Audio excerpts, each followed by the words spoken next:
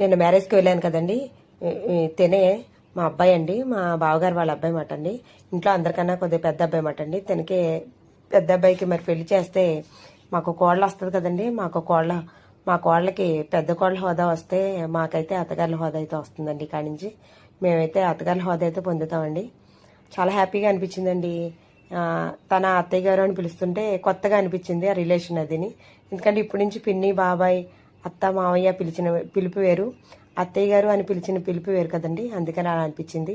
అలాగే ఇది Christians marriage అండి. అబ్బాయిని అమ్మాయిని కూడా తీసుకొచ్చి ఇంకో ప్రార్థన చేస్తూ పాటలు పాడుతూ ఆర్కెస్ట్రా అయి పెట్టారండి. వాళ్ళిద్దరిని తీసుకురాగానే ఆర్కెస్ట్రా వాళ్ళ పాటలు పాడటం, ఫొటోస్ తీయటం చాలా కొత్తగా అనిపించింది అనమాట. నేనైతే క్రిస్టియన్స్ మ్యారేజ్ ఎప్పుడు చూడలేదు.